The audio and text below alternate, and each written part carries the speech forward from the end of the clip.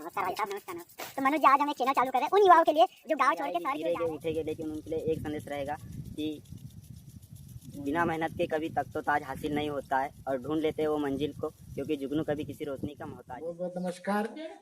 एक अच्छी पहल है युवा लोगों की, तो हम सबका भी दायित्व बनता है कि हम इनके इसमें योगदान करें। नमस्कार दोस्तों, मैं विक्की पोटफोड़े आज एक हमारा यूट्यूब चैनल चालू कर रहे हैं, जिसमें हम आज आप लोगों को ये बताएंगे कि आज क्योंकि मैं पहले मनाली रहता था और जब मैं 3 महीने गांव रह के देखा तो मैंने काफ़ी सारी चीज़ें देखी गाँव में कि होता क्या है कि जो गाँव के युवा लोग हैं वो अपनी जो पुरखों की ज़मीन जायदाद होती है ये सब छोड़ के शहरों की चकाचौंध और बड़ी बिल्डिंगों की ओर आकर्षित होते हैं।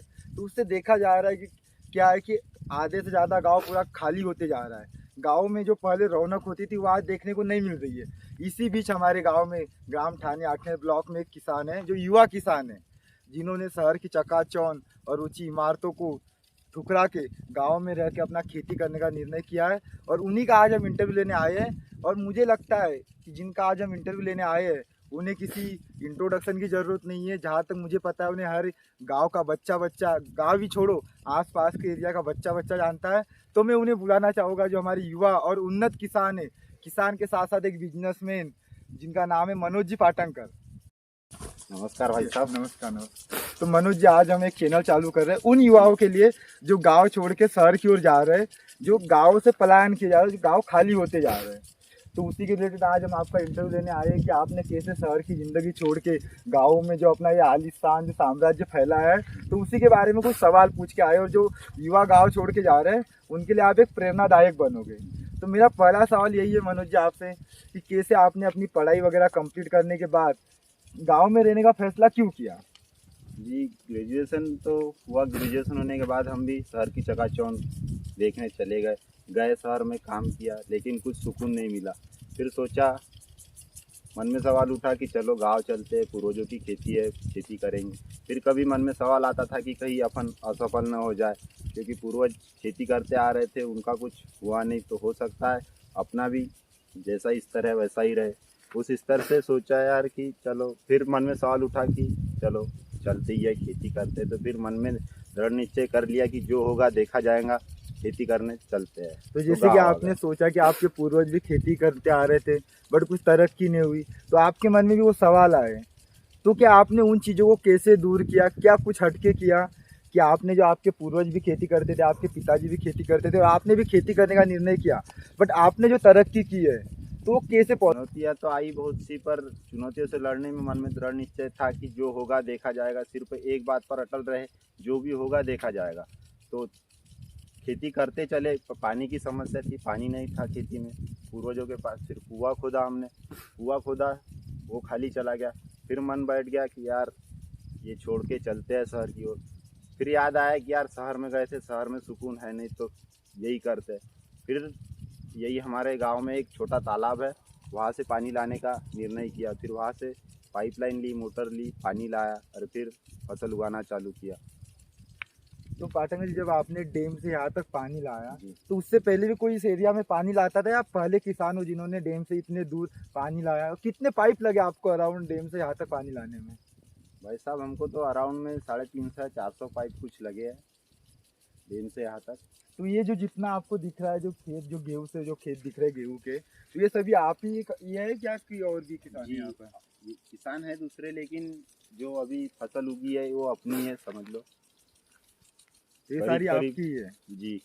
तो पाटंकर, मैंने देखा है कि जो, क्योंकि क्या होता है ना, काफ़ी किसान खेती तो करते हैं बट फिर भी क्या होता है वो मेहनत पूरी करते वो रेट नहीं मिल पाते हैं तो निराश हो जाते हैं। क्या आपके साथ भी कभी ऐसा हुआ है कि इतनी मेहनत करने के बाद भी निराशा आपको कभी हाथ लगी हो?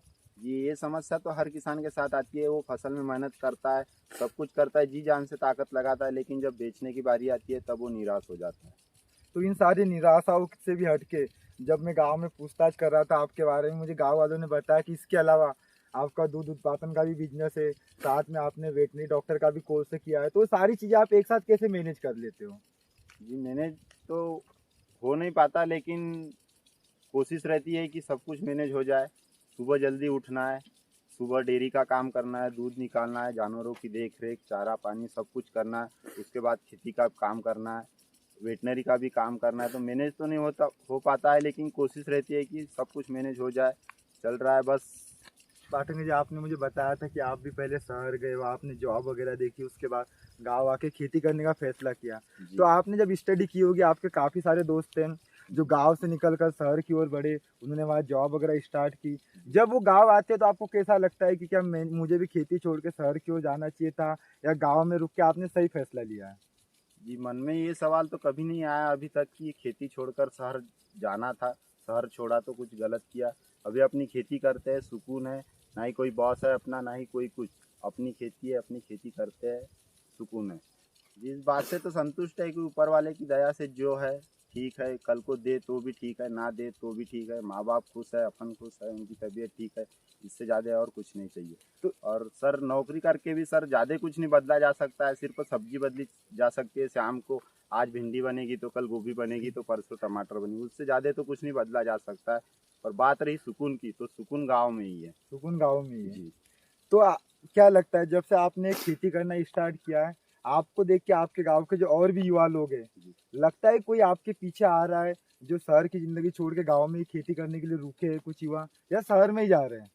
जी, मैं किसी का नाम तो नहीं लूँगा, लेकिन कुछ लोग ऐसे थे जब हम शहर छोड़ के गाँव आए, खेती करने का फैसला लिया, उस टाइम में हमको वो बोलते थे, लेकिन आज वही लोग बोलते हैं कि शायद उनका लड़का भी ऐसा कुछ कर पाए कि गांव में रह के खेती भी करे, साथ में अपने अदर बिजनेस भी करे, जिससे वो आगे बढ़ सके। ये सारी चीज़ें होती है। तो जैसे पाटंगा जी, आपने मुझे बताया कि 300 साढ़े 300 पाइप लगा के आपने इतने दूर जो पानी लाया है, ठीक है। तो अभी जब हम डैम से आ रहे थे तो डैम सूख गया है, उसके बाद भी अभी आपकी फसल हरी है, तो क्या लगता है इसके बाद आपकी जो पानी की आपूर्ति है वो आप कैसे पूरी करते हो, या कोई आपके पास निजी जल स्रोत है, कुआं या ट्यूबवेल वगैरह? जी, इसमें तो निजी है, अपना कुआं है, कुएं से हो जाती है। पूरी आपूर्ति तो नहीं हो पाती है, लेकिन नवजल के द्वारा फसल हरी ठीक है, हो जाएगी फसल। और थोड़ा बहुत सपोर्ट नहर का मिल जाता है। पसदार डैम अभी बना है, नया डैम इधर आई हुई है जी, उसकी केनाल आई हुई है, तो उससे थोड़ा बहुत हो जाता है, थोड़ा बहुत कुओं से। तो ऐसा करके आप आपके खेतों को पानी देते हो। जी। तो पाटंगा जी, मैं जो हमारे जो व्यूअर्स है, जो हमारे सब्सक्राइबर है, काफी सारे युवा किसान भी हमसे जुड़े हुए हैं, क्योंकि क्या है ना, आजकल हर कोई शहर को अवॉइड करके गाँव में रुकना चाहता है। तो उनके लिए आप क्या संदेश देना चाहोगे कि कैसे आपने स्टार्ट किया उन युवाओं के लिए जो शहर की ओर पलायन कर चुके हैं और जो गाँव में रुक के खेती करने का निर्णय किया, उनके लिए आप क्या संदेश देना चाहोगे? जैसे हर व्यक्ति का पर्पस अलग है, किसी को नौकरी करना अच्छा लगता है, किसी को खेती, किसी का और बिजनेस है। लेकिन युवाओं को यही प्रेरणा देना चाहूँगा कि कुछ अपने अंदर स्किल डेवलप करे, और हो सके तो शहर छोड़कर गांव में रह के अपना व्यवसाय करे, या खेती करे, या तो और कोई भी धंधा करे। क्योंकि अपना अपना होता है और नौकरी नौकरी होती है। नौकरी आप करोगे, आपके बच्चों के काम नहीं आएगी, लेकिन अगर आप अपने गांव में देहात में रह के कुछ करते हो, अपना बिजनेस करते हो, या अपनी खेती को बढ़ाते हो, या और कोई भी धंधा करते हो, तो आपके बच्चों को काम आएगा। उसको शुरुआत से शुरू नहीं करना पड़ेगा, जहां आप छोड़ोगे वहां से वो शुरू करे। परंतु अगर आप नौकरी करते हो तो नौकरी आप करोगे, आपके बच्चे को भी स्टडी करना पड़ेगा, और उसको भी शुरुआत जीरो से ही करना पड़ेगा। जीरो से शुरुआत करेगा और धीरे धीरे नौकरी में बढ़ेगा। इसीलिए युवाओं को कहना चाहूँगा कि जहाँ तक हो संघर्ष करना पड़ेगा। पूरा जीवन संघर्षमय रहेगा, परंतु जब आप सक्सेस हो जाओगे, उस टाइम आप भी वो सोचोगे कि हाँ यार, अपन ने सही डिसीजन लिया था, नौकरी छोड़ के अपना खुद का कुछ व्यवसाय किया, या कृषि की तो कृषि में भी कुछ उन्नत चीज़ें लाना होगा। जो पूर्वज कर रहे हैं वो खेती, जो पारंपरिक खेती होती है, वो पारंपरिक खेती को छोड़ के कुछ अलग हटके करना होगा, तो खेती सक्सेस हो सकती है। तो जैसे कि मनोज जी, मैंने देखा है कि आजकल जो किसान लोग हैं अपने खेतों में एकदम रासायनिक जैसे खेती करते हैं, जिसमें खाद वाद डाल के ज़मीनें बंजर होती जा रही है। तो आपने भी वही तरीका अपनाया, कुछ चेंजेस लाया अपनी खेती में? जी, हमारे पूर्वजों से पारंपरिक खेती चल रही थी, उनका भी वही चल रहा था, रासायनिक खाद यूज करना। रासायनिक खाद से धीरे धीरे भूमि बंजर हो रही थी, फसल धीरे धीरे कम, जो उसका उत्पादन है वो कम होता जा रहा था। तो फिर हमने उसको बढ़ाने के लिए पशुपालन का काम चालू किया। पशुपालन से दूध भी आ जाता था, जिससे अच्छा खासा मुनाफा हो जाता था। और जो वेस्ट मटेरियल उनका जो खाद बनती थी गोबर से, वो खेत में डालने से उसकी खेत की उर्वरा शक्ति भी बढ़ी और फसल में 2 गुना पैदावार हुई। तो जिससे क्या है, एक मुनाफे का सौदा हुआ पशुपालन करना। और जो भी किसान खेती करता है उसको शायद पशुपालन करना बहुत ज़रूरी है, क्योंकि अगर खेती में अगर रासायनिक यूज करेंगे तो धीरे धीरे भूमि बंजर होती जाएगी, और एक दिन ऐसा आएगा कि खेत में कुछ भी नहीं उत्पादन हो पाएगा। तो आपने जब ये ऑर्गेनिक खेती करना चालू किया तो आपको कुछ चेंजेस लगे इसमें कि हाँ उत्पादन ज़्यादा हो रहा है, या कुछ ऐसी चीज़ें आपको महसूस हुई जो रासायनिक खेती में महसूस नहीं होती थी? जी, रासायनिक खेती में उत्पादन तो पहले अच्छा मिला, लेकिन धीरे धीरे कम होता था। लेकिन उसके साथ अगर जैविक खाद डालते हैं तो उत्पादन जहाँ के तहाँ रहता है, या तो फिर बढ़ के मिलता है, पर और भूमि भी बंजर नहीं होती है। तो जैसे मैं देख पा रहा हूँ मनोज जी, जहाँ तक गेहूँ और ये चना दिख रहा है, ये सब आप ही की फसल है। जी तो अभी आप जैसे कितना एकड़ खेत में आप गेहूँ की खेती वगैरह करते हो, आप सारी चीज़ें? जी, करीब करीब 20 से 22 एकड़ खेती अभी कर रहे हैं गेहूँ की और चने की जो भी है। तो इसमें आप जैसे अभी गेहूँ वगैरह और चना, बरसात का सीजन होता है, जी। तब आप कौन सी फसल बोते हो अपने खेतों में? जी, बरसात के सीजन में तो मक्का और सोयाबीन। तो सोयाबीन तो कम बोते हैं क्योंकि उसका उत्पादन कम हो चुका है। कुछ बीमारियाँ है, कुछ मौसम का चेंज, क्लाइमेट सही नहीं मिल पाता है, पानी पर्याप्त नहीं आ पाता है, कभी ज़्यादा आ जाता है तो सोयाबीन खराब हो जाती है। उसके चलते मक्का उत्पादन ठीक दे रही है, तो इसीलिए ज़्यादातर मक्का ही बोते हैं। ज़्यादातर मक्के की खेती जी। करते हो आप, या और जैसा देखा जा रहा है कि काफ़ी अभी पिछले कुछ दिनों से सुनने में आ रहा है कि जब अपन खेतों में बोते हैं, जैसे जंगली जानवर वगैरह भी परेशान करते हैं फसलों को, जैसे जब हम फली बोते हैं उस टाइम, या अभी कोई ऐसा कुछ आपके साथ हुआ है? जी, जंगली जानवर तो परेशान करते हैं, लेकिन अब सर वो भी जानवर है, अब उनको भी खाने के लिए कुछ तो लगेगा, वो उनके लिए भी भूखे तो जरूरी रहेगा है। नहीं, वो जरूरी है। ऊपर वाला उनके हिस्से का उनको देगा, अपने हिस्से का अपने को देगा। बस मन में निश्चय रहे कि जो मिला है ठीक है, संतुष्ट रहो, तो शायद आगे बढ़ने में तकलीफ नहीं होगी। तो अभी आप पाटंगा जी यही खेती तक सीमित, और आपका जो बिजनेस है, साइड बिजनेस जी। दूध का, वहाँ तक सीमित है, या आगे कुछ और करना चाहते हो?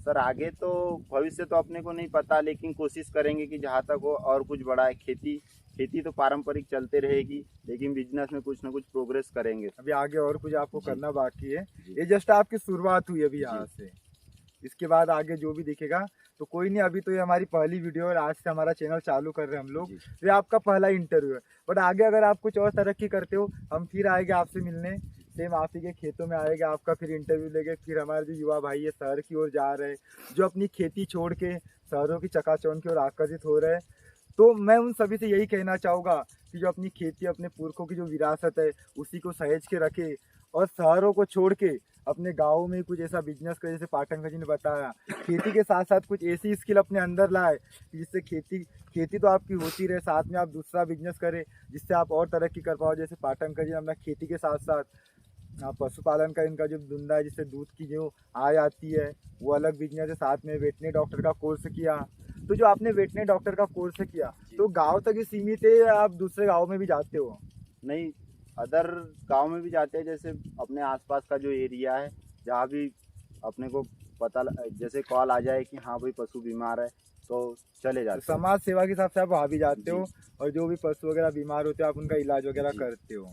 तो पाटंगा जैसे आपने हमें काफ़ी सारी चीज़ें बताई, पर मैंने देखा है कि उम्र ऐसी होती है कि जिसमें जो युवा लोग होते हैं काफ़ी गलत संगत में चले जाते हैं और वो गलत मार्ग अपना लेते हैं। तो क्या कभी आपके साथ ऐसा हुआ है कि आपका मन कभी किया हो कि मैं भी उस राह पर चल दूँ, आपके दोस्तों को देख के, या कोई हो गया आपके गाँव में जो?